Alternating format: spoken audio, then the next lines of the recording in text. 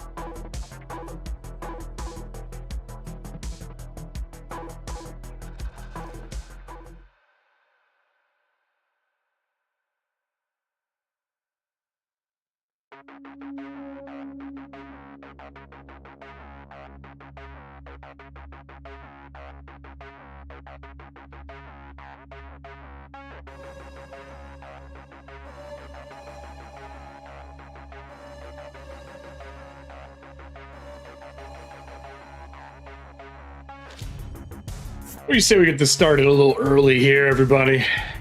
6 a.m. to 2. I remember those days. I don't miss them.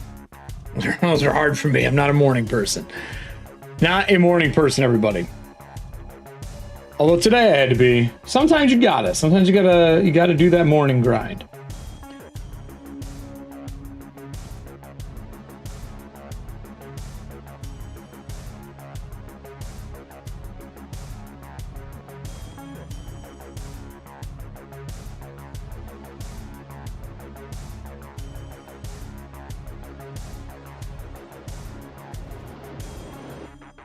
All right, so let's rock and roll. No camera? No camera? Let's fix this. Let's try this again.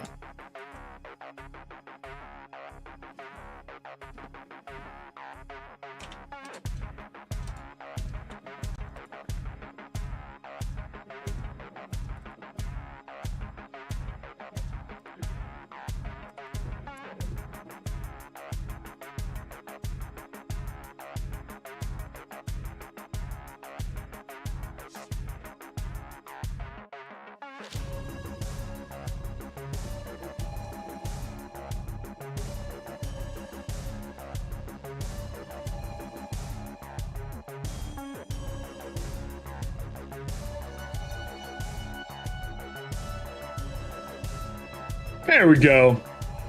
Not my fault. Somebody else's.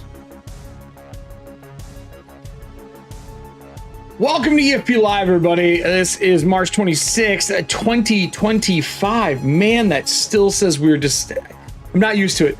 The right hat is on for the show today. We're going to do a little lighting of fires today, everybody. There's some stuff that I am not too happy with. I leave for a convention, and I come back to a goddamn shit show. Like, wow, what is with the gaming industry, man? The people who lead the pack are just fucking shit up left and right. Oh. All right, so let's dive into the topics for the day. We're going to go through the news section, then we're going to go into my rant at the end of this. There's some good news. We have a lot of good stuff that has been going on right now. It's not all bad. Some of it is better than others, but some of it is pretty fucking good. So let's go into a couple of little things. I think probably the best thing to start with, probably Zamora, the Ballad of the Witch. So let's go take a look at that, and we'll get our news section rolling. I hope everyone's doing well today. I see you just got off work, Kyle. Yeah, it was a long convention week. Long convention. A lot of business. Nothing wrong about that. It was great. I'm pretty excited about things coming out of the pipeline for the people. But yeah, man, I was running around like a fucking maniac. Let's kill this light. It's a little too bright. So let's talk about Kickstarter real quick. There's a bunch of stuff going on in Kickstarter land. And one of the new ones is, I think it's Zamanora, Ballad of the Witch. It is a D&D 5e, D&D 2024, Legend of the Mist RPG. This Kickstarter is doing really well. This thing's at $235,000. I was not expecting it. It was on my radar, though. It was on my radar. It's not like this is a sneak up. So let's take a look at this really quick and see what they have to offer, shall we? No, we don't want that. We want this. So there is a ton going on here with this. I'm a big fan of watching Kickstarters do well for other publishers. 120 minutes. Full story is down below. I'll put a link down in the description as well, so people can kind of see what this is all about. But the fact that they're doing this during the Shadowdark Kickstarter, which is, I think, is going to hit 2 mil. It's got some really cool art, almost comic booky. Zamanora, Ballad of the Witch, Journey Beyond the Edge of the Mist to Find. It's a lot of Slavic lore in this one. It's D20 specific. Oh, the plushie is fucking dope. GM screen. I have a collection of GM screens. I really should showcase. I should showcase all my GM screens sometime. I have a lot of them. Like a metric fuck ton. I don't use them all the time. When I'm GMing on tables or for stream, I put them like here and I use it as my mouse pad. I have a lot of them. Really good Kickstarter, a lot of stuff in it, some collector's edition. You can download a demo right now, a nice one-click, super smart. I agree with Sly Flourish about one click. I would do my best to kind of try to do that stuff as well. There's a full Legend of the Mist video right now, which I think we're going to check out. I kind of want to see what this is because I haven't seen it, and this is the news section, and this is how I learned too. Welcome to our in-action show. Let's just do this. action showcase of Legend in the Mist, a rustic fantasy RPG from the makers of City of Mist. Oh, we've seen some of this. Kevin Carpenter, and today I'm going to run a scenario to show you a slice of how to play the game. Oh. Here are the rules in a nutshell. When playing a scene, the players and the MC, or Master of Ceremonies, follows a sequence of a this was a year ago. And concept power. And so they have a good breakdown or two and Twilight encounters, plus how to run things, what it is. Old creatures of Twilight. This game. I don't want to watch the whole thing. It's 13 minutes. I'll put this link in there as well, along with the Kickstarter down below for the comments, or not comments, but for the bio. But that's awesome. They're actually giving you a run through on how to play. There's a shortage of GMs, which we'll get into later in the show. But this is pretty cool. They have a full video together for this. This is awesome. I didn't know they're doing this. I didn't know it was 13 minutes. What I wanted to see was the trailer video, and I thought that's what that was. But this is. Like the music. A little quiet for me on my end. I have it turned all the way down so it doesn't come through the speaker.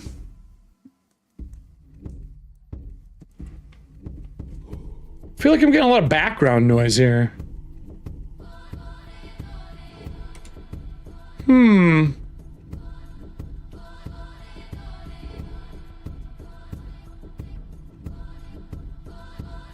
I have to put a headphone in, I think. I didn't want a headphone while I ranted. But I guess I gotta.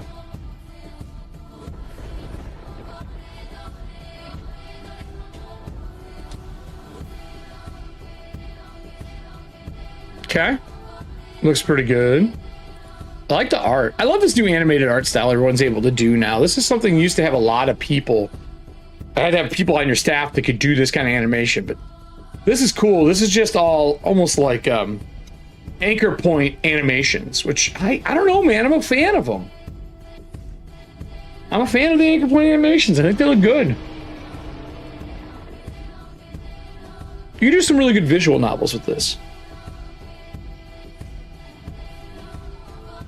Pretty cool looking.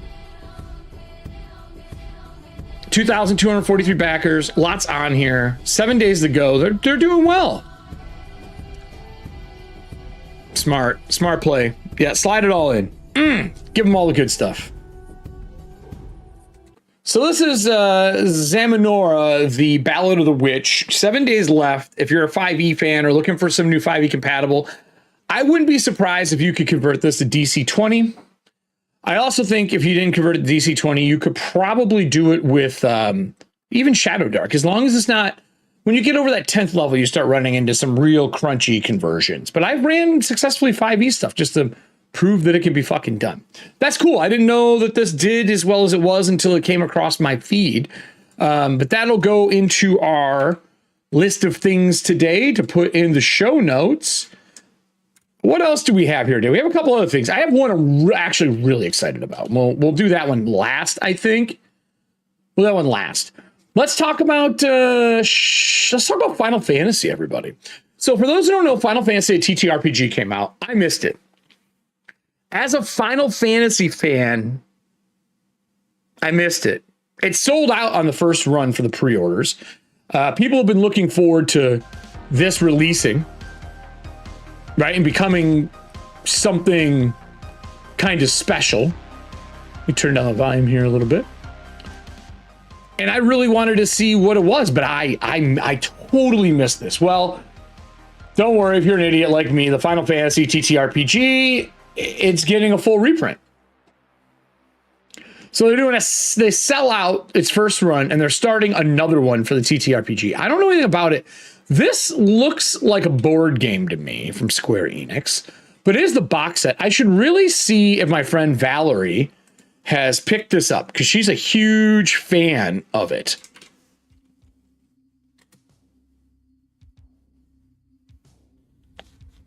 I'm wondering if she picked this up. But you can pre-order the next wave. And Square Enix has talked about it. The second printing, let's see here. Square Enix announced a second print run not long ago alongside the other merchandise, including a Chocobo cord clip, along with the list of TTRPG starter set. Wave 2 will be out later this year. It looks like you can pre-order this now. Now, I don't know. I think it did its own dice set, like I'm seeing in the pictures here. Lots of little accessories and book things. It's using D6s. It looks like it has everything on there, but I don't see a 6 anywhere. And then D20s as well, and that's got the Realm Reborn symbol on it. Ugly fucking dice, guys. Back by popular demand. What's the price on this? I'm assuming they're doing big print runs because they can afford it. If you do the Final Fantasy full version of it, TTRPG standard rule book, it's $189.99. I would like to just look at the TTRPG online. Fantasy Ultima is more what I've been doing for like anime style things. The release in October, but maybe we can see some other people who have a hold of this. I would like to see how this game works and if it's done well and what it is. But $59.99 for Wave 2 gets you this, the starter set. It looks like this one, product of the English version, does not support other languages.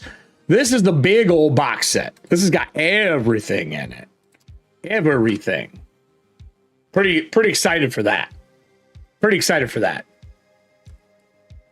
That's cool. So if you're looking for this, I'll put this in the show notes as well. This has got the reprint and the standard for it. It's awesome to see a beloved franchise for me as a child becoming something that you can actually play in tabletop. I know all of us at some point in time have tried to run Final Fantasy. You know what I mean? Like, if you were a Final Fantasy fan, you've tried to get it done. You really have. You've tried to run it, and maybe with success or not success. The other one is Daggerheart is now into beta. This is a pretty big one for those who are looking for Daggerheart. This is the people of Critical Role. It is now in beta. I think you can pick up the beta. Let's find the beta. See if we can get it. I think it's on the Daggerheart page. Here we go. So you can pre-order Daggerheart now. There's a new beta that came out for it. The Daggerheart core set is here, along with the Daggerheart limited edition is here as well. There's a bunch of new stuff that is coming out for this. They did change their character sheets. I found this out from watching Bob the World Builder. I actually liked their cards on the character sheet kind of teaching style, but they're going away from it. They have a digital order. It looks like you got Daggerheart, Demiplane, Roll20, and Drive-Thru-RPG. There is new updates. This is a really clean website. If you are a larger company that can afford to do a front-facing website like this, this is kind of a really clean one to look at. I love the locked banner at the top. Cards bring your hero to life. I'm still iffy about cards being a huge part of my tabletop RPG. I feel like it gets fiddly, but it could work for this, and it's good to teach new people. So here we go. Daggerheart Beta 1.5 is now out. And then it looks like 1.5 version you see now, as well as the final version of the game you'll see in 2025. I'm guessing this ends up being a Gen Con release date, right? That's my guess. That is my guess for it. I think that makes the most sense. So I'll put this in the show notes as well for everybody. You can check out Daggerheart.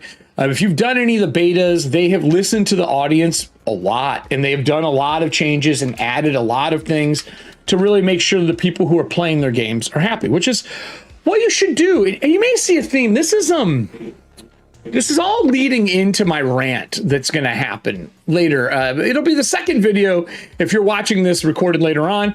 But for the live people, stick around. I got some fire to sell. But before we sell fire, there was a leak that came out. For those who don't know, Adepticon is going to be this week here in Milwaukee, Wisconsin. They've moved it from Chicago to the Baird Center here. That is the old place that D&D used to be a part of, right? Like that's where Gen Con used to be. They've renamed it. It was a Mecca back then and so on. But it's a real place. It's a real thing. And they brought it back, and it looks like we're getting something pretty awesome. And I think this is a great gateway for It's a great gateway for 40K players to come over and play one of my favorite games of all time that I grew up playing. That is BattleTech. I don't know if you saw this, but BattleTech Gothic isn't real. Need verification. Well, everybody, I can strongly tell you this is real. Catalyst Game Lab seems to be making BattleTech Gothic. I thought this was a joke. I thought this was a meme. But it looks like, and I thought maybe it was a mock-up, but there are actual images for BattleTech Gothic. Now, I don't know much more about it other than this, but there's a lot of deleted posts. Look at all this. And that's because, everybody, if this was an April Fool's joke, I would have laughed enthusiastically and passed it on to everyone who's interested and moved on. Maybe after I gotten a few more models, I'd have gotten it for myself for bits. As a feeler out in BattleTech AUs, I think it needs to be opposed in the strong terms. CGL already has terrible editing. Look, I think this would be amazing. Man, you beat me to the punch, Tiff. Michael Stackpole says he's writing it. I'm a Stackpole fan. He killed Chewie. I'm okay with it. Crash a moon on a person. So my understanding is we're getting this. It's a real thing. A lot of people say it dilutes the product. I don't think it dilutes, man. They're beautiful. It looks dope. I'm fine with it. I'll play it. I don't give a shit. They look cool as fuck. If you're mad about BattleTech, why? Why are you mad? So I'm hoping this is real. I hope this is kind of like a jab. I hope this is a real thing. A lot of deleted posts. A lot of people got walloped on this one, right? So I want to look up BattleTech Gothic really quick because my understanding is it's a real fucking thing. So let's see if any news has come out. Adepticon doesn't start till tomorrow, right? I ate lunch with a friend of mine, John from Epic Cool Minis, and we talked about it a little bit there. He's not a B-Tech fan. I'm a huge BattleTech fan. I don't play now, but man, I wish I would have gotten in those Kickstarters and just crushed. The prices were great. So let me pause this because it looks like, from my understanding, BattleTech has presented a single this is the Endless War. A straight arrow of time from our world to 1,000 years in the future. It's on Catalyst, by the way. But always a singular continuity. The BattleTech Continuum embraces a new, splintered vision of alternate settings. Okay. And BattleTech Gothic is the first themed box of this series. The core of the rules remain BattleTech, but include some exciting new additions to reflect the aesthetics of this setting.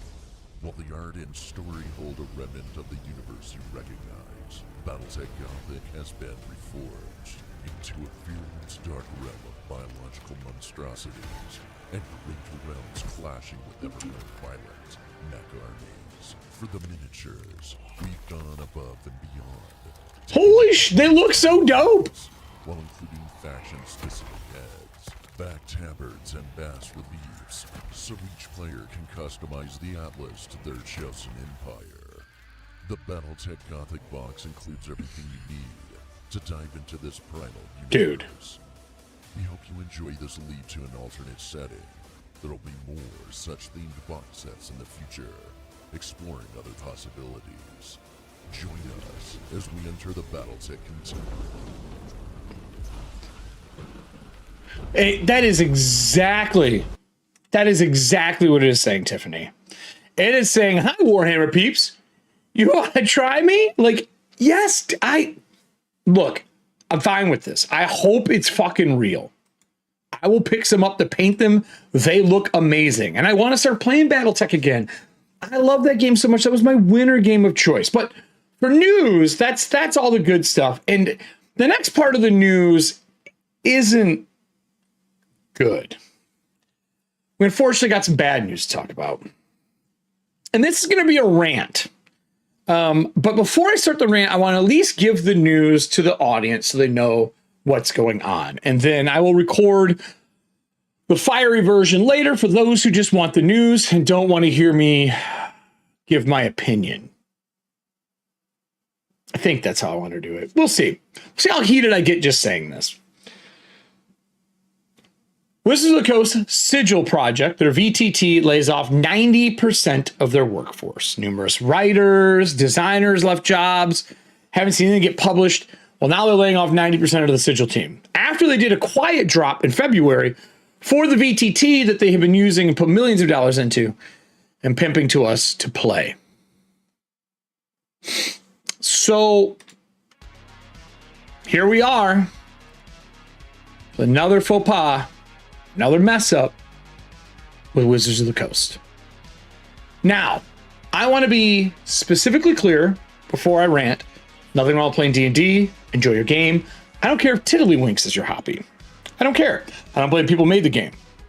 But there are some C-suite people, and I understand downsizing a company. I understand when a game or a digital product such as this is finished, that the whole team isn't needed anymore.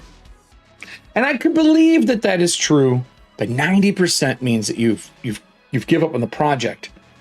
And there's a lot of other stuff that's coming out around this internal memos and stuff that is making this look like a pretty doomed VTT. It's out there. You can play it. It's part of D&D Beyond. It is Unreal 5. I mean, you have to have a decent computer to be able to run it. And not top of the line, but decent. Along with all your friends, there's problems. Everything is integrated. There's a lot of good that comes of it. And it's very much more from my time playing with it in February. And when I saw the demo, there are so many bugs that they haven't worked out. Granted, you don't need Hero Forge. You can make your character there. That's really cool if you like to make your model and have that model on the board.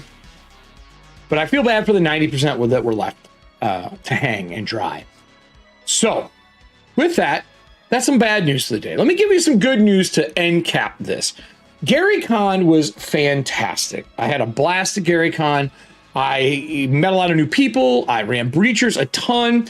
While my prints didn't come out the way I wanted, and I have to go through and do this all over again, I did get to showcase the PDF and pimp a bunch of that and run games for people, and I had a really good time doing it.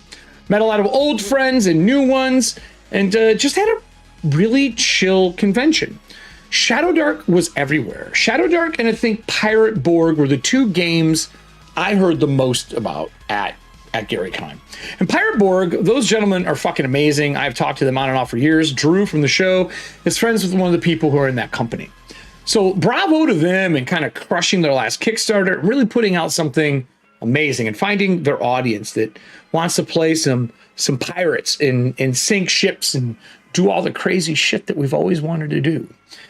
And then for Shadowdark, coming out with a small booth and selling their product and yet again giving us a Kickstarter and just really being the invitation to people to come game.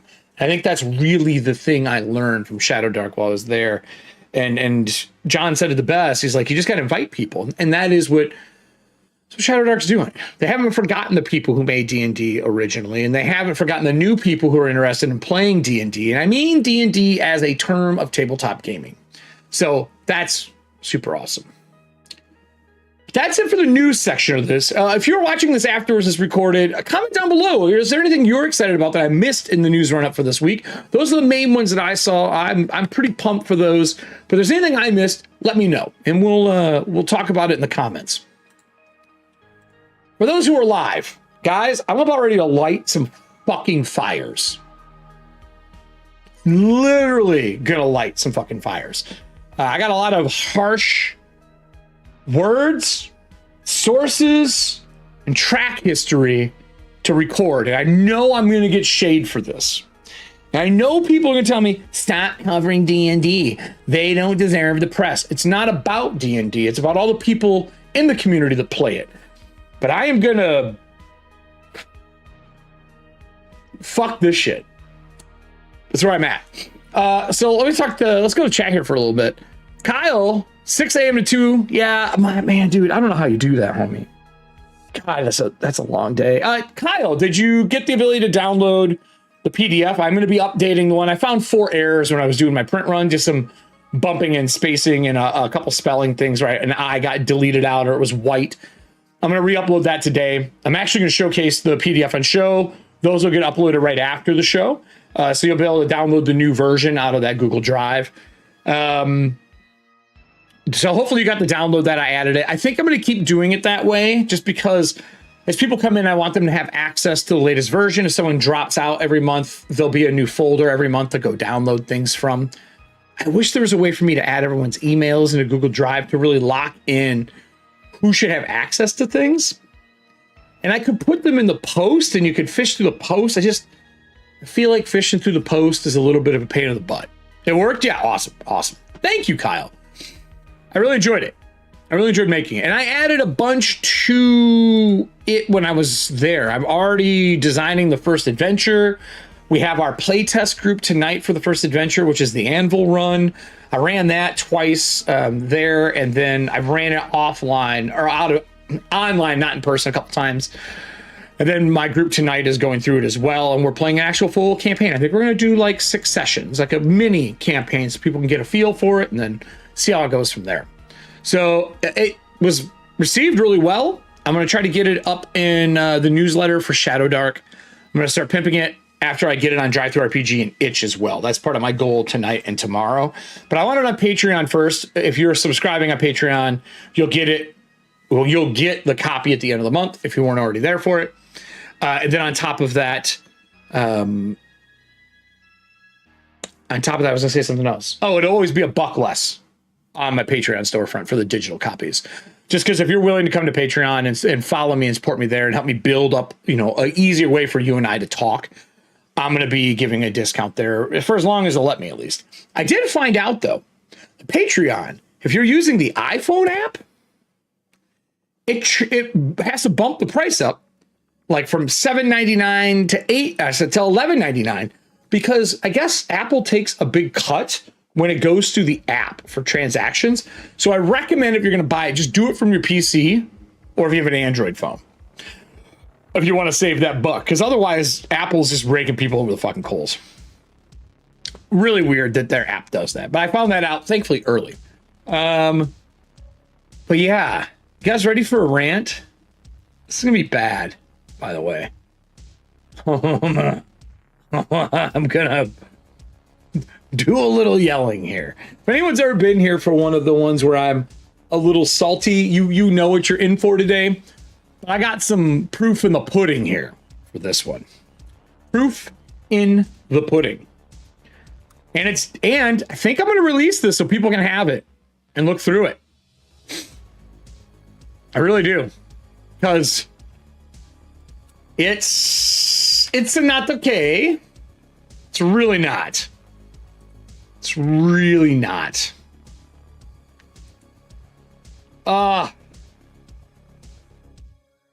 God, this is so fucked up. All right. So this talk I'm going to do here and record it and put out the bumper for it and all that stuff. This is specifically about the sigil rundown and what's happened. So let me set up the recording. Any questions before I start this recording?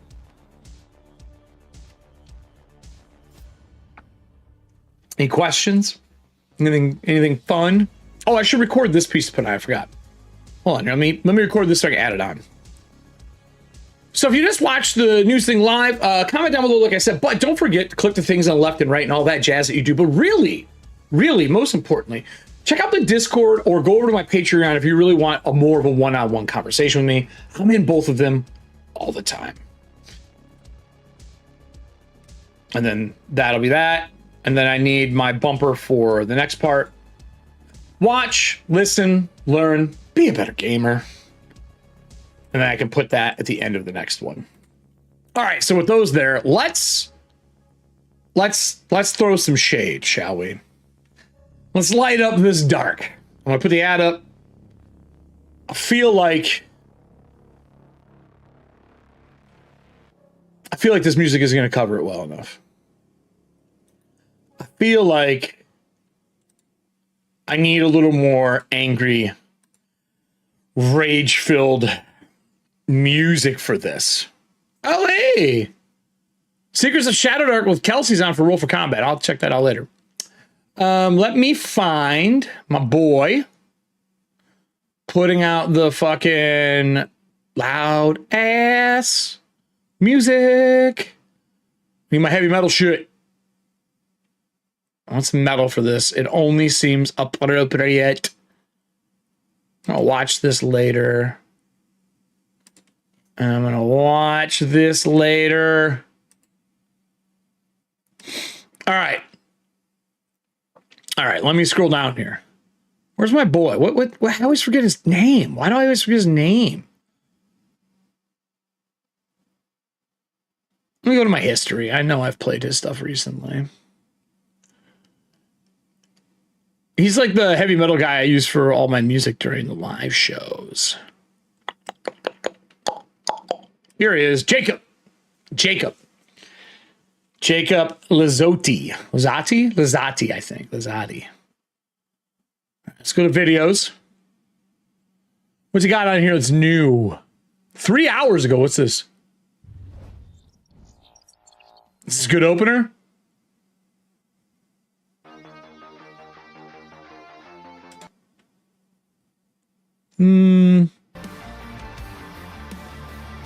It's cool, but not what I'm looking for.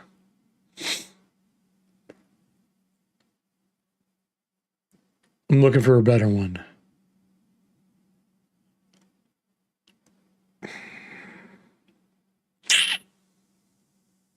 Maybe this one? I do like this one a lot.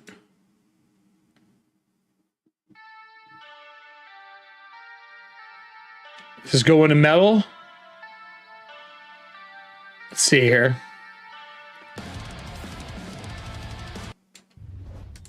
Then I can use that for the recording. All right, everybody.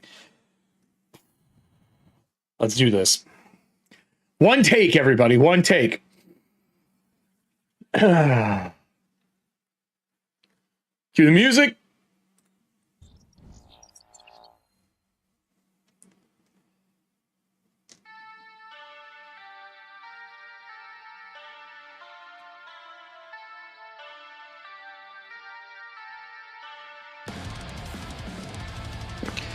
It's the only word I have for what I'm about to talk about today. Since I can't say it, I'll show it. And maybe I'll say it a little later on. Today we're going to be diving into what I missed while I was at GaryCon. Guys, I don't get to leave the house without some random nonsense happening in the industry I work in that I love. And it's a hobby industry, for crying out loud. Why do I have to talk about this? Because it's news. It's news, and an EFP Live covers news.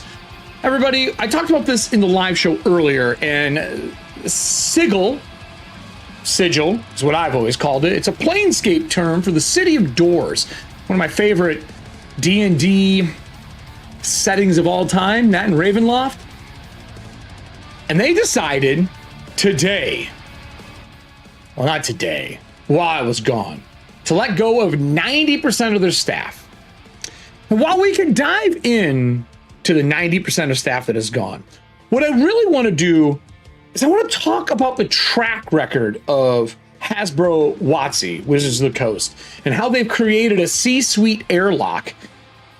And it's going to make sense by the end of this. If you don't know what a C-suite is, that is the corporate suite of people, CEOs, that make all the fucking decisions. All the VPs and the VPs and the CEs and the CEs and just the plethora of the bullshit that surrounds the idea of running a corporate company. I think corporate companies can serve purpose. I think they can develop and do good things. But unfortunately, airlocks, these little spaces between two people making a decision about a fucking hobby industry, timer's up, I get to swear now, have really caused a problem for the beloved franchise that we're all part of. So why don't we look through the fucking history of this shit? What do y'all say? You want to dive into the faux pas and bullshit of D&D with me here? I think you do. I think it's why you're here. Now, before you tell me that I should not be giving these people the time of the day, I'm going to tell you there's an X in the upper corner that you can click to turn off this YouTube video if you don't like it, or you can go watch any of my other ones if you don't like when I rant and rave about this stuff. And there are people who bitch about it, and it's been in the comments, and my answer to you is it took you more time to type that comment than to not watch the video. Cool? Same page? Awesome. D&D, Sigil fails, and I'm calling it Sigil, fails their death save. They fucked it up. They failed their death save. They're now in a collapse style right now. They're spiraling down the drain. So get fucked, Wizard C-Suite. And here's what I mean by that. Not aiming this at anyone who made the game, worked in the game, worked on the VTT, works on D&D. I'm talking about the people who made the decisions that this was a bad fucking idea. Well, it wasn't bad. You handled it poorly. While we have a lot of VTTs, a lot of people were looking forward to this because you were giving a new generation more of a video game style experience in the VTTs. That's not what I want. I don't need to click a model and have it roll a die and tell me if I hit or not. But there's a generation of people who want that. Now, I will never tell somebody how they should play their fucking game. I'll give you pointers, I'll give you help, I'll give you opinions, but you play your game however you want. If you roll your dice out of your mouth and spit them onto the table because you think that gives you luck, as long as it's not my table, you do you, man. You do you. So let's start with 123, and I'm just gonna speed run this shit like it's a fucking Mario tournament, all right? Fuck up since 123. The second one is always going to be the years. Attempted to revoke the open game license, sparking a massive community backlash. We all know about that. Plan included royalties, content restrictions, and revocation clauses. Community revolted, led to massive subscription cancellations of D&D Beyond. We all saw that. WotC ultimately reversed the decision, released SRD 5.1 under Creative Commons. Now, I haven't seen the new one for 2024. Whatever this new edition is called. I haven't seen it yet. I know it's in the works. I don't know if it's out. I'm never going to make for it. I'm designed for it, so I don't really care. But if one of you know, comment down below. Is it out yet? Where can I see it? Drop a link. Pinkerton's fuck. 423. Hire Pinkerton agent to retrieve leaked Magic the Gathering cards from a YouTuber. Agents allegedly intimidated the content creator at their home. Again, it's alleged, but none of this press looks good. This isn't hot coffee. This isn't Grand Theft Auto. None of this is looking good. Major PR disaster in comparisons to Overwatch and corporate strong. Is this supposed to be strong army? Strong army. Fuck up since 1223. There's a few other ones here that I didn't say earlier. So previous to the OGL, Hasbro laid off 1,100 people, approximately 20% of its workforce. That happens. But Wizards of the Coast was heavily impacted despite being considered Hasbro's growth engine. So they cancel all this shit for no reason. Now, there's a lot of things that have come out in the light of the 1,100 being let go and refiguring and trying to make money, but this happens a lot. And if you don't know this, in a corporate mentality or a corporate market or a corporate structured company, they let people off when a project is done. If they're not needed anymore, they cut the fat, and you are considered fat unless you're moving on to another project. This is very common in video game development. We'll get into why I'm saying video games a lot during this, because, you know, they consider themselves a lifestyle brand. You know, Disney, Nike. I don't see a Swish that I give a shit about. I sure as fuck don't see Mickey ears. There's no Star Wars logo. It's D&D, and you're a hobby industry, and you're trying to become more, but you're forgetting the people who got you where you were. And this is a common problem in a lot of things. When you forget who got you there, all the little guys. Or I should just say the hobbyists, really us. We got them there. Every person who's ever played D&D. I don't care if you are a white or purple like Barney. I don't care. Everyone who's played the game, touched the die, rolled a die, played D&D, played in the GM seat, the player seat, behind the screen, in front of the screen, drew a map, drawn on a map. I don't care. All of us helped make D&D what it is now. And it's fine that they want to make movies. We all wanted to see movies. I still want to see Driss Duorden as an animated character somewhere. I feel like an adult animated series from Titmouse. See anybody? If they can make it, that'd be awesome. Look what they did for Critical Role. So that's the kind of stuff I would like to see. But you don't have to forget the people who got you there by saying some of the shit we're about to get into. And if you don't know all this controversy, this is just education. And this is going to be quick. I want to do this. Man, if I could get this done in a double of this playlist play, I would be super happy. So let's move on. Let's talk about the sigil fuck-ups. 24, 25, those are the years. The Unreal Engine powered virtual tabletop VTT sigil was scaled back drastically. Nearly the entire development team, 90%, was laid off in March of 2025 while I was at GaryCon. Sigil was demoted to a small support feature for D&D Beyond. So now it's just on life support. Literally, trauma team is there standing by. That's not good. That doesn't do good for anyone. So on top of that, widespread criticisms for mismanagement and poor communication. This is my whole airlock thing. When you have Hasbro at the top, and that's one door to the airlock, I should do it this way, door to airlock, and then here's another door, and this is Wizards of the Coast. And Wizards of the Coast has to send things to them, and it hits this airlock, and it has to go well and pass through, and then it's supposed to come back out this airlock. A lot of times it just gets stuck in this fucking space and no one ever sees it. Or it's late, or it's too long, like a soft drop for it. They knew, in my eyes, that their platform they made was hot garbage. It looks great, there's some pretty stuff, but it wasn't cooked enough. It needed more time. And that's not the devs team fault. That's the people at the top who make these decisions. The airlock that go to Bermuda and come home and go, man, it's only a couple mil, fuck it. Do you all remember Gleemax? I remember Gleemax. Gleemax was something that happened that came out, and they promised a lot of the same things with D&D Insider and numerous other things that, you know, oh, we're going to give you what is now like a D&D Beyond. You're going to get the Insider, maybe a VTT. These are all these things we're offer, and then they closed that shop up too and never completed it. They still technically kind of owe people stuff for that, but that was so long ago they let it rest.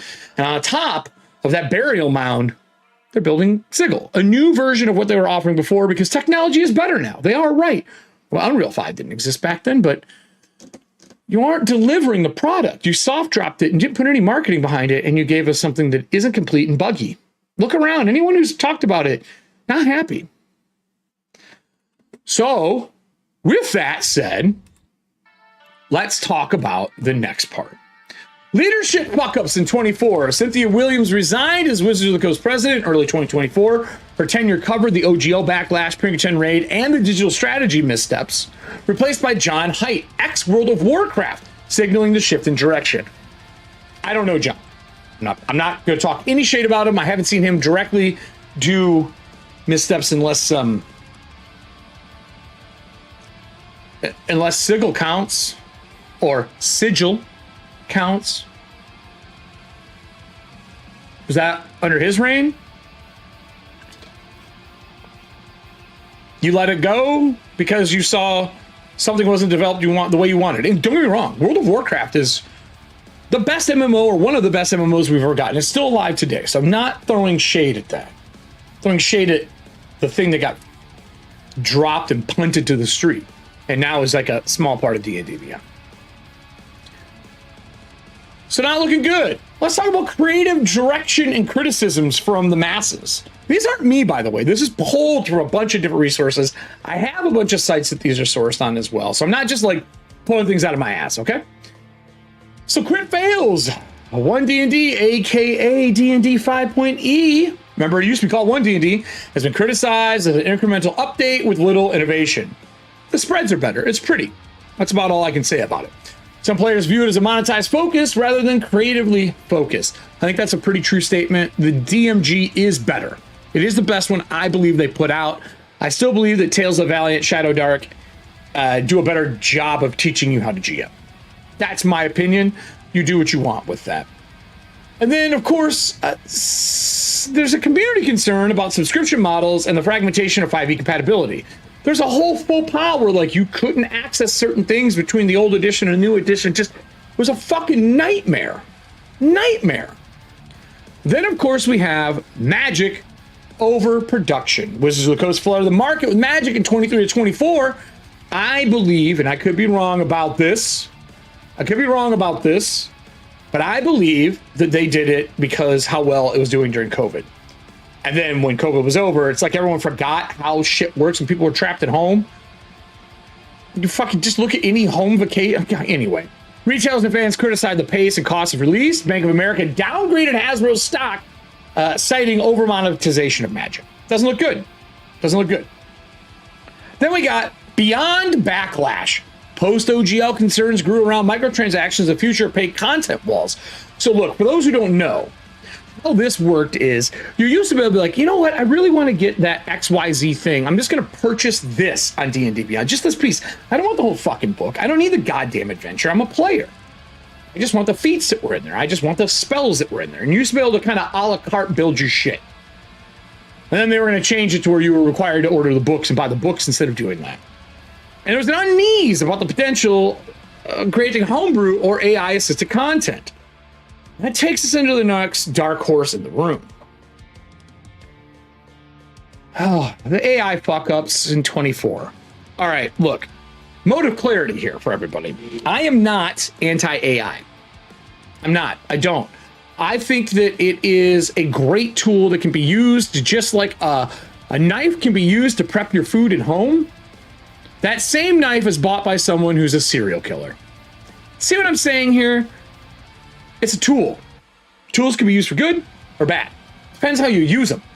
I'm an artist. I create. I design. I do things. I'm a solo company with some once in a while someone I bring in to do stuff, to edit, to look at something, to create a piece of art for me, whatever it may be. But I don't have a problem with AI inherently. And why I have problems with some of the usage, what I do have a problem with is how they fucking handled this. Like, you can't say something and then do something else every other week. Like, it's like Wizards of the Coast is got bipolar disorder. Like, there's something fucking airlock. One says one says the other, bounce, bounce, bounce, spit out. Oh shit, wrong thing. Come back, change it. So let's look over this bullshit, shall we? AI fuck-ups in 24. Initial AI art controversy. This was in 124. Wizards of the Coast released a marketing image for Magic the Gathering that contained AI-generated elements. Initially, Wizards of the Coast claimed that the artwork was entirely human-made, but later admitted AI components were used, attributing it to a vendor's oversight. Now, accidents happen. We all fuck up. I am not saying people should be forgiven. I actually don't believe in the heavy cancel culture mentality. I believe that everyone grows up. Every year alive, you learn something new. Maybe you're the same dirtbag, or maybe you're a better person. But this is a lot of fuck ups. Just fucking compiling. They have made a trash pile of fuck ups. Trash pile. And they're living at the top of this thing. They're Scrooge McDucking mistakes. Okay? They're swimming in their own fuckery. And we're letting them. And I only mean that because there's a lot of other games to play, or just don't buy anything anymore. Just play the shit you already own. It's pretty simple. I have a lot of friends going back to like second edition for that reason. They're just pulling old books out of the fucking basement because they want to have fun. Nothing wrong with wanting to have fun. If it's 5e, great, but be aware of what this is. So, Wizards of the Coast does this. The incident led to public criticism, especially since Wizards of the Coast had previously they banned it. This was banned. This is the problem. They previously banned the use of AI images. Guys, you can't ban AI images and then decide that it's okay. That was on Polygon. You can check that out. There's a huge article on it. So then they come back and they reaffirm the anti-AI policy. They reaffirm it. In response to the backlash, WotC reiterated their policy requires artists, writers, and creatives contributing to Magic the Gathering to refrain from using AI generative tools to create final products. Said Magic the Gathering. So then there's more. So I'm going to scroll down. I started writing this, and you can see how big this column is. I was like, well, fuck. Screw it. It's getting its own section. So we scroll down to here.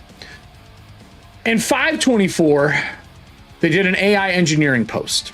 Now, who knows what that's for? Maybe it was some internal stuff to help make things easier, to make sure that you can do database entry more efficiently, to organize their feats and make sure things are fine. I would be fine with that shit. I don't care. I don't care about that kind of stuff. Database entry and organizing it, I wouldn't care. Even if they're taking all the art and throwing it through to make their own AI model, and they paid the artist for it, I wouldn't have a problem with that either. I wouldn't. Because you're paying the artist for the use of their product to make more art. And if those people are getting like stipends out of every AI art piece that came out of it, that'd be a great way for artists to have an evergreen model where they're getting paid for things being produced. And maybe it's like a 2-year thing and we're doing this. Whatever, it doesn't matter. I'm not a lawyer. I'm just saying there are ways to make it work. But that's not what happened. It's not what happened.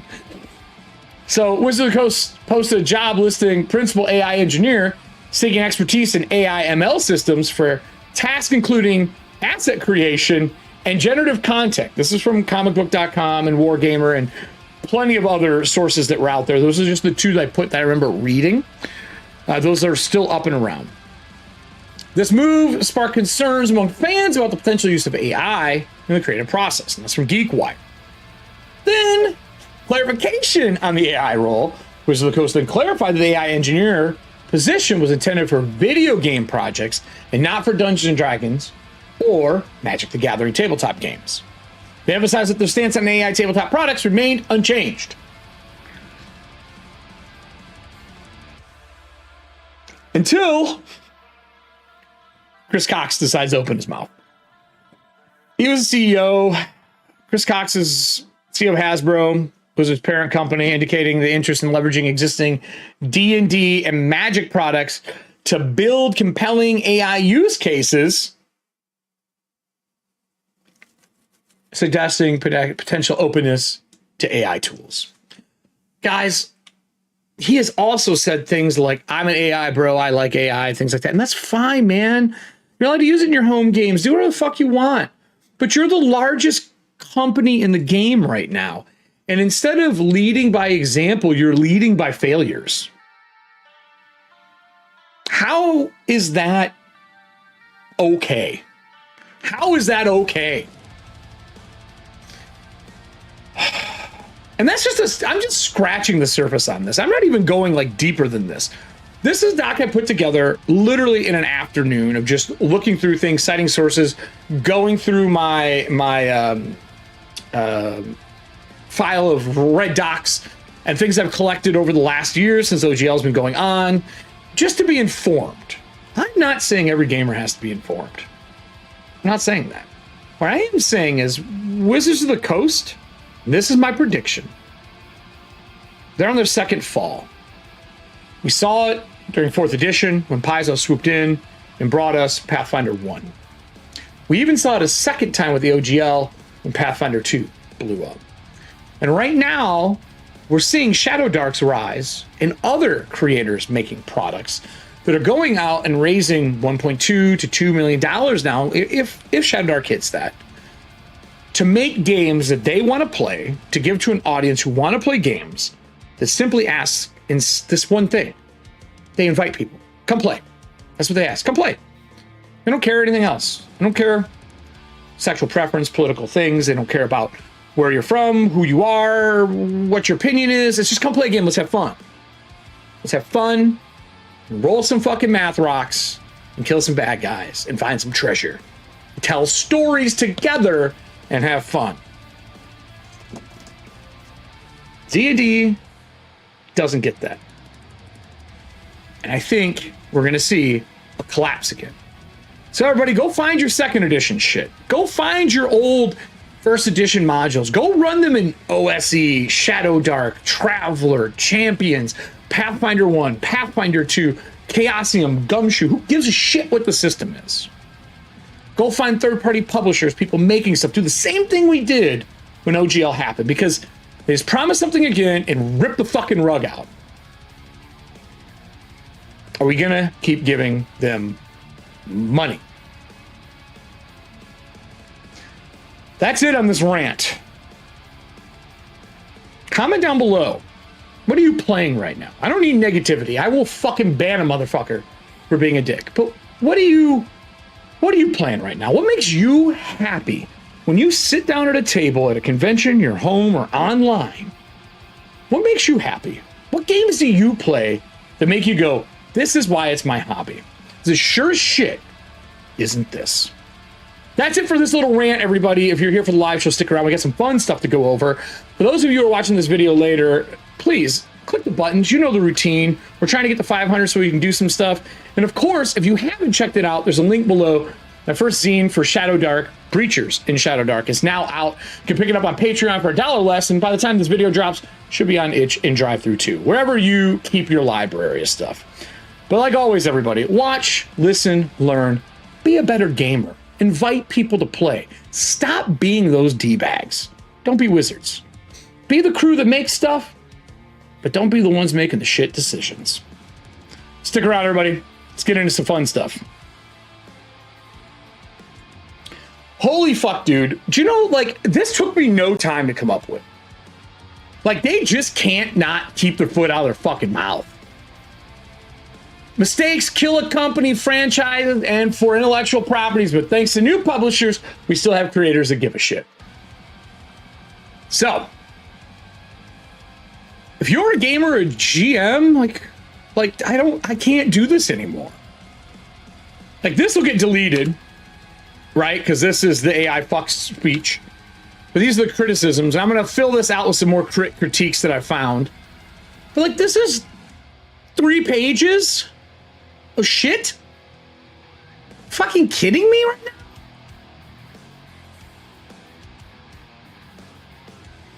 This is wild to me. Absolutely fucking wild.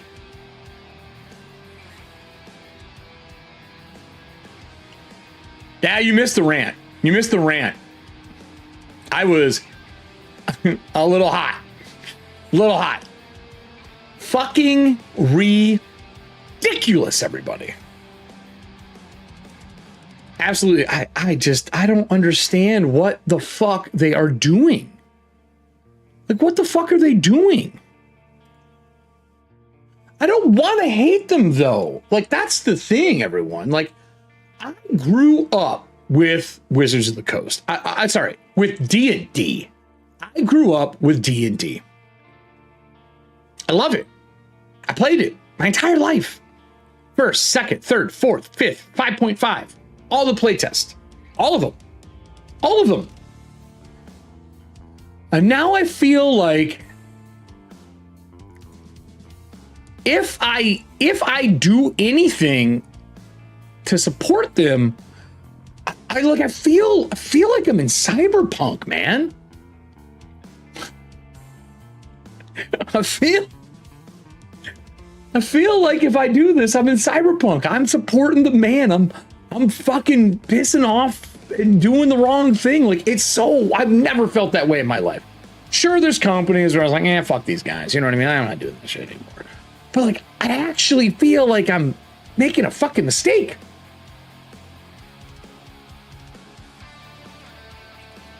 It's wild.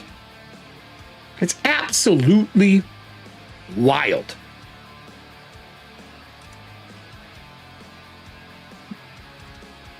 I don't know. I don't know. I don't know what to say about it other than that. Like, it's just fucking stupid. So instead, I want to show you guys some stuff.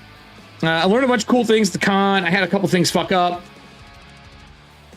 Nothing bad, just little things, right? So what are they doing? You have a bunch of former Microsoft and video game people that are looking at how to monetize the game by making walled garden loot boxes. Yeah, of course. Of course. It does sound like Finch all over again. Deep cut. It's stupid. It's fucking stupid. It's so wild to me, man. So I got to play and run some of my games there. I'm running my game again tonight here. This is only gonna be like till like 5:30. This one is. My dog's a little sicko, so I'll have to walk her again. But let's close this thing. Let's take a look at the PDF. So it's done. I haven't got to talk about this on stream yet. I am gonna record some how-to videos and stuff like that for it. I think I'm gonna do that tomorrow because I'm gonna do some Breachers and Shadow Dark finally tomorrow. Finally, we're gonna play. We're gonna bring the Cyclopean Warrior out and all that. But I wanted to show what this is. Who's Finch? When I was running, hold on, Nick. When I was running Cyberpunk, I made a organization that was Finch. Man, we might even have it. Norse Foundry, Streamloot, Stream Elements, Store. Let me see if I have it.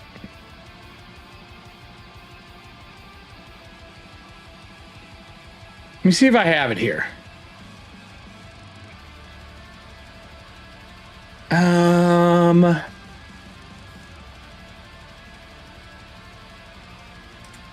So I did some Stream Elements work and made them. I made them some merch while I was there, and the merch that I made was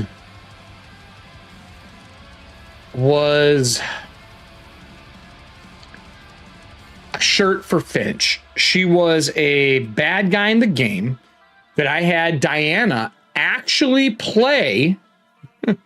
I had Diana actually play the villain at one point as they swapped spots.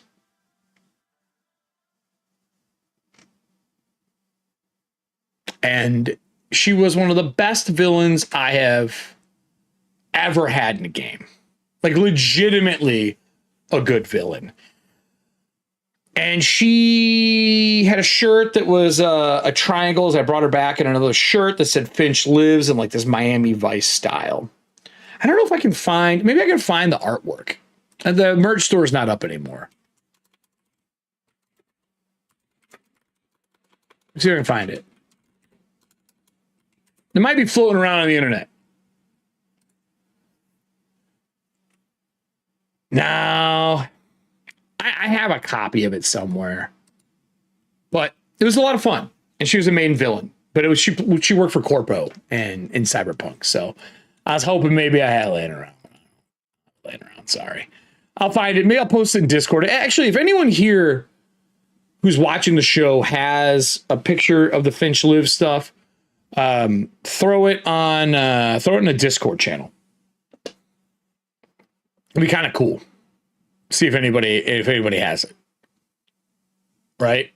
Let's get back to this. So, Breachers.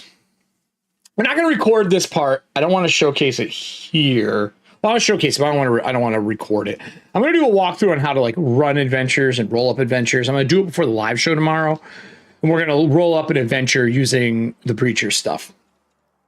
I have this in single page. There's a single page and a double page.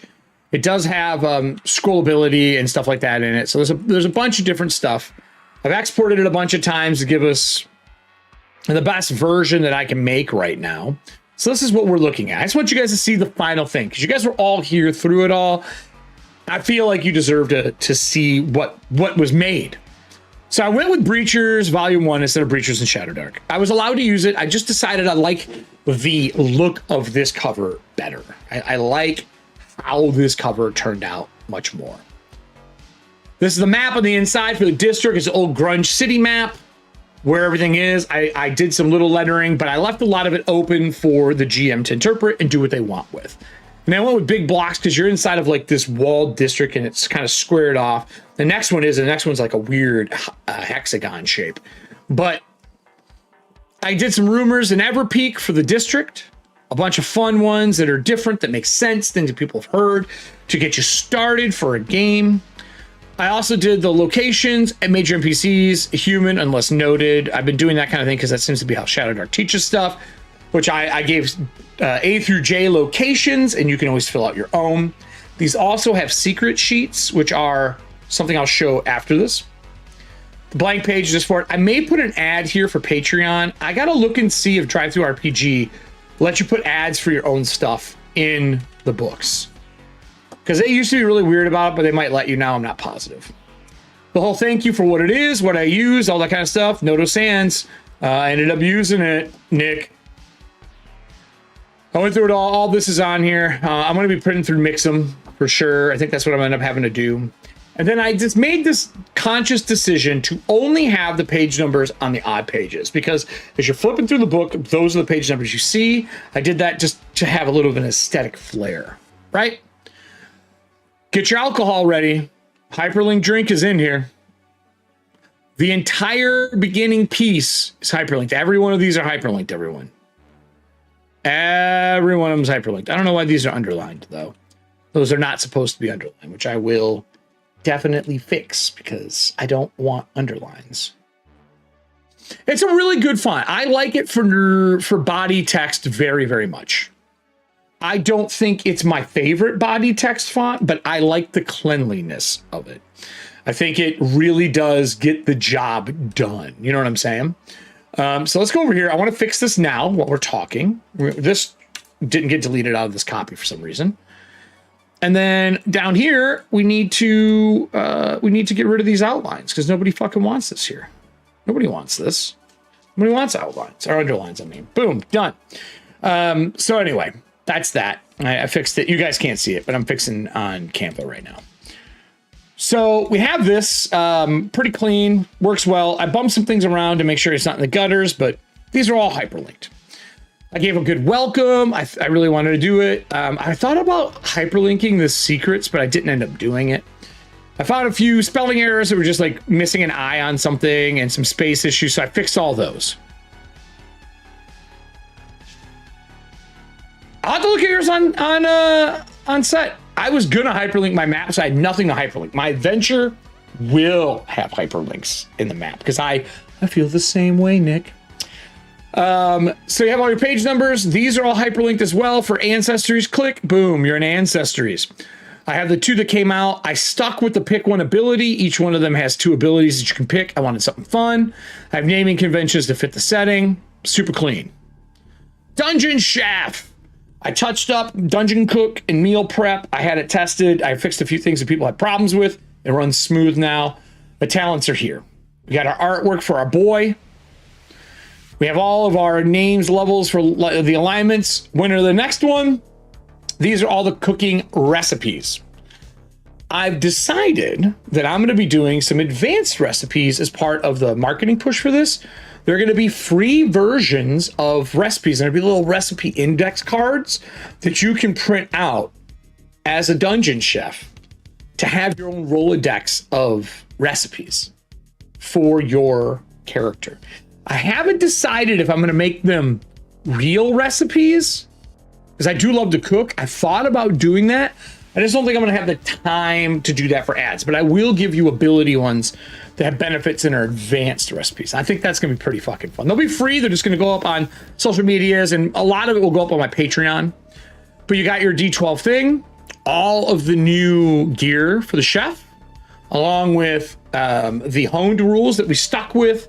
Shield, if you use this 2 hands, some custom art, and then the page numbers change color. And I kept the color for each class here. The Lancer got added in. I cleaned up the stabbing wall and jumping strikes so people had questions. Lancer, I fixed their abilities. 2, 9, and 10 are duplicates. You can't have those reroll. So basically you can't get extra weapon die. Jumping strike can't be triple near. There's our Lancer art for it. All done, colored, looks good. Our advanced mount rules are in here. Yes, they are costly, but you're not supposed to start with them. They're advanced mounts, not regular mounts. I have a little bit of training in here if you want to train them out, what to do with them. I have the 4 mounts that are in here that could also be monsters if you want. And then we have the Lancer gear and all the stuff. I downgraded the damage to 2d4 for the Lance. 3d4 was a bit much. Because if you got that and you got bonus die, you're doing like 4 dice of damage. You're just fucking rolling people. So I had to kind of tailor it and bring it back in a little bit. It's a little too powerful. Our saddle, basically whatever it is you're riding. And then I did the contracts. If you weren't here for this, I wanted something similar to Omens, but for the mercenary company that Breachers are. And if you have a Lancer in there, a Lancer can take a contract. He makes a reputation check. Success, you can take the contract. Failure, can't take a contract to the next level. You can't do it constantly. You can try it until you fail, essentially. If you go into the wall, and I assume every time someone goes in the wall, you're probably going to come back at a level or close to it.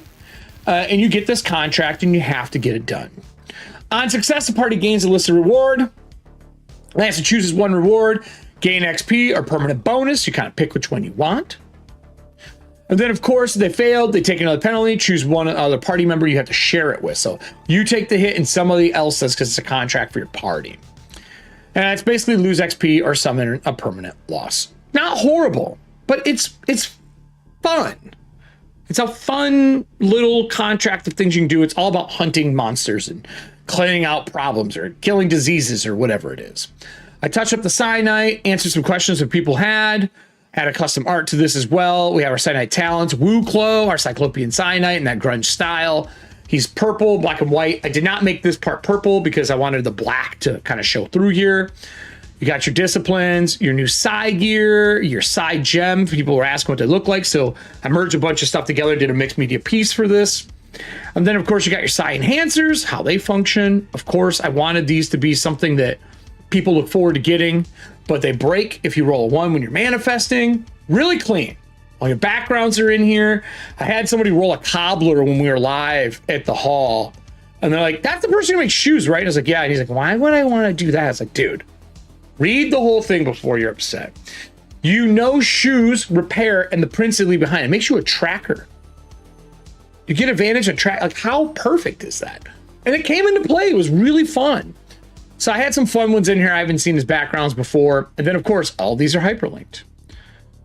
I did a rundown for the Barrier Realms so people know what all the Barrier Realms are coming out. These aren't all done yet, obviously.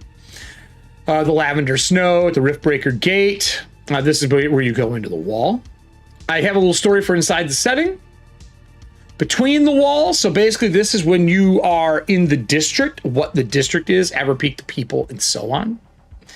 And then inside the wall, which is going through Riftbreaker Gate, the lock, how many days you can get stuck in there, and the Titan's Rampart, along with the growing crimson mold that is inside the wall. This is kind of like a nice inside view of what inside the wall looks like. Breachers mode, which is the new gameplay. If you're playing Breachers, you're probably playing this mode. Gives you a new talent on your even levels. Rules on Death in the Wall. You have to bring out your Breachers, which is super fucking fun. I'm doing a solo game right now, just as I'm testing this shit out. And I found a in-the-wall cooking spot that makes you cook a memory to feed it to the wall. And there was a breacher who died there failing his cooking, so I had to like pack him up, and I had to bring him along with me in my Marvelous Mollusk. We'll get to that in a minute. I think that's my favorite thing. Breacher talents, each district will have their own, so I'll be making new ones constantly. Keymaster, of course, we're gonna have the Keymasters. What you're playing, it's also the person who runs it. I have a role of Keymaster. I told everyone, remember, medieval, grunge, survival fantasy. Make sure it's in your Sojourn Adventures. Make sure. Breacher points, how they function. I did change something here. I did say it can be shared between people, and for those who played at the convention, I think the sharing of the Breacher points really helped a lot. It made people feel like if they rolled a 1, they weren't totally fucked, and someone who rolled a 4 can really help that group out. I enjoyed this part a lot. My margins are tight on these. When I went to print, I ended up bumping some of these over a little bit because I was just a little worried about the margins on some of these because they go in the spine of the book. But I wanted a grunge Xerox copy, so it's supposed to feel a little sloppy. It's on purpose. I could have went with a different font size, but I like the tightness. We have this here. I tightened these up just a touch as well in the latest version.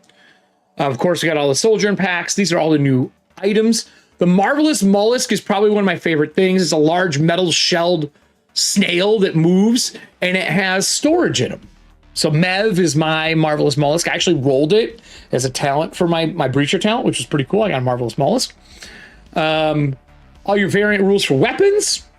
And then I teach you how to set up to run on the walls. It's super clean. It did come in clutch. It did come in clutch. You were not wrong. It is a very important thing. So, and I realized that it's about fun at the table. And by taking that fun away, it gets too gritty. I want gritty fun, not gritty death. I want gritty fun. All the secrets are in here, how you unlock secrets, what they are.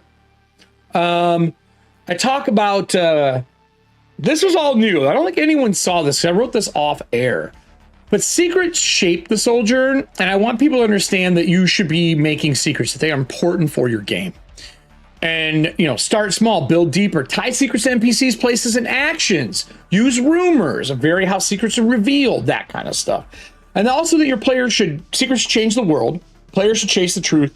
Secrets lead to more secrets. I don't like red herrings, though.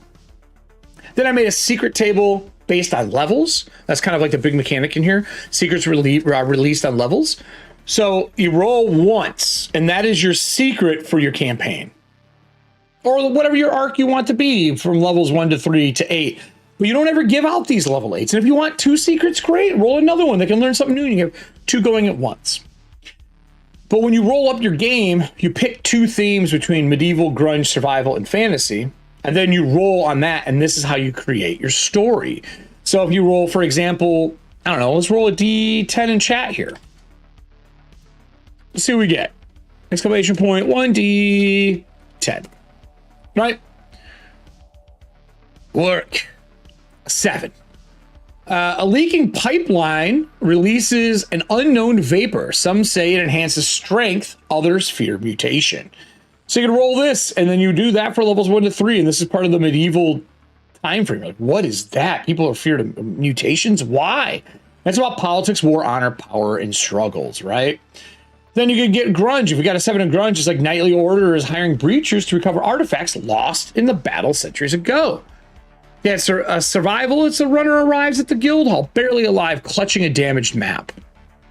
And then if you had fantasy, which is like mysticism, the unknown and lost power, an ancient weapon was found, but it refuses to leave the wall. So you get to roll up these really good ways, and they are flavor-based, based on the level of the players. So you're not giving them too much or something too crazy, and none of these lead into another. These are all random. These are just prompts that you can tie together on your own. And then the Sojourn rules for traveling in the wall, how to do it, what it is, how the phases work step by step, break down a map and a key, and then the map at the back. And the last thing I put in here is new carousal table. I'm gonna be doing new carousal tables for all of the districts that come out. And then for those who are wondering, I put out a 2-page spread as well. So I found out you can save it in here to make it a 2-page spread to work well. You can't see what I'm doing. I am doing page display. So we're going to do our 2-page display, right? Let me scroll to the top. Check out this 2-page display. I think I nailed it. I think I nailed the 2-page display. Especially in the classes. Dungeon Chef. Crawler Book. Lancer, mounts, gear and contracts, Cyanite, manifestations, Psi enhancers, mishap, and then the backgrounds, and that ends that chapter. And I really tried to get a good layout of 2-page spreads for this game. I really did. I really did. I wanted this to feel like the 2-page spreads fucking are here for you. When you flip through it, that's what it is. I only got to print 2 of them. Those 2 copies went out. Gave them to 2 friends of mine. They got -1 and -2 because they're pre-productions. So I'm going to be printing this here pretty soon. I have a few tidying up things I want to do before I go to print after doing my test prints. I'm going to move this margin in on this a little bit. I'm going to gut this middle one a little bit. I'm just going to kind of ease it together a touch for some of these, just because I really want it to be legible a little more than it is. Yeah, council spreads are the best. And anytime it's a 2-page like this, I make sure it's this here instead, right? But I just feel like it just nailed the feel of what I wanted. And then this is the only one where it was a little different. I give you the last fantasy, and then I teach you the Sojourn rules. But I wanted the mechanics and the map to be side by side. So I'm pretty happy. This was a hard decision to make. I'm pretty happy with how it turned out. And then you get your last page for the Everpeak carousal tables. So I don't know, everyone. I'm pretty happy with how this turned out. I feel like I kind of nailed the feel of Breachers. The last thing I want to show you all is I did do secrets, and I don't want to share. I don't want to share too much because I feel like if I do, I would be doing a disservice to the GMs. Okay. But at the end of it, I have the Secrets Volume 1. And this is what Secrets Volume 1 looks like. If you're part of the Patreon, you've already seen it. The Patreon is, I believe it's in the description down below. But for those who haven't picked up a copy and are interested in supporting, let me get you your version of it here. This is the shop for Patreon. This is the only place it is right now if you want to pick up Breachers.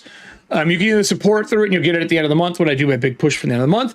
I already handed out the preview copy for this month for all the backers, but you can still pick it up there for $1 less. So this is the secret, everybody.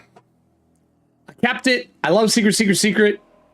Let me move our PDF away. Where are you at, PDF? Get my PDF. Hello, Chrome. So I made this. Make sure I didn't leave any dumb shit in here. I did. Goodbye, dumb shit. This is the PDF for secrets. I want them to have the map as they're designing. I wanted them to have this map as well so they could see things. I did key NPCs here, and I did them based on levels and information. Right? And each one of these has its own level that you learn about what they do. Level 6 character secret, level 5 character secret. And I even give you like their level and what they are if you want to generate them in case combat happens. You don't have to, but you can. I'm not going to give you the stat blocks for them. I want you to run them how you want to run them. If I ever put them in an adventure, they'll get statted. But for just secrets, I wanted them here so you had a description and who they are. So we have Madam Pawn, we have Mazak, the Lawful Lich, we have Ungrinthi, Nar, she's the Forge Master. She's the beginning one you get secrets from, especially since Everpeak has got a lot of forges to keep it warm. And she's a Cyclopean. And she's got some secrets as well. Like, for example, for 5 Breacher coins, she can transfer magic from one weapon to another. She knows of a forge in the wall that can smelt any metal. Shit like that. And I wanted secrets to be something fun for everybody. So that also comes out with it. Super cool. Was really happy with this as well. But yeah, this was... Oh, and for those who are wondering, yes, that is the logo. That is the Streamloot cards for Breachers, the banner. And I was like, fuck it, we're just going to use that. Why wouldn't I? I made the art for it. So it turned out well. I feel like it's a really good zine. Like, I feel like I nailed the style and aesthetic that I wanted. So really happy with this. I hope other people like it as much as I do. I really, really do. To me, I wanted to make something that was a setting for Shadow Dark that I would want to run and play. And I wanted to give something to the GMs so they feel like they are being taught how to run the setting. I did give some stuff for players, but I didn't want to give too much for players. You know what I mean? So that's what I've been working on. I've been super happy with it. Hope you guys all like it. I'm already writing the first adventure and some more secrets to come out. And the first adventure, I think, is going to be like 12 pages that'll come out. That'll be a cheaper zine, obviously, but putting that together right now. I have a lot of stuff I have to write for a secret project this month. The due date for the first draft's end of April. So I'm going to be doing a lot of that this week. Tomorrow, I will be on doing Breachers and Shadow Dark. We're going to be running our 2 solo Dark characters. I'm got a secret plan to make some of my own solo Dark rules for Breachers. Just some things to add on to what we currently have already. So this is kind of play testing so people can see how the game is played, how Breachers is played, and what it is. Like, why would you join Breachers? So I'm going to have that tomorrow. I am not on for Rise and Design this Saturday. I have some really close friends flying in from out of town, and Adepticon is this week locally in Milwaukee. If you're going to be going to Adepticon, message me. And if you don't know this, you can go walk around the vendor hall and pay nothing for Adepticon.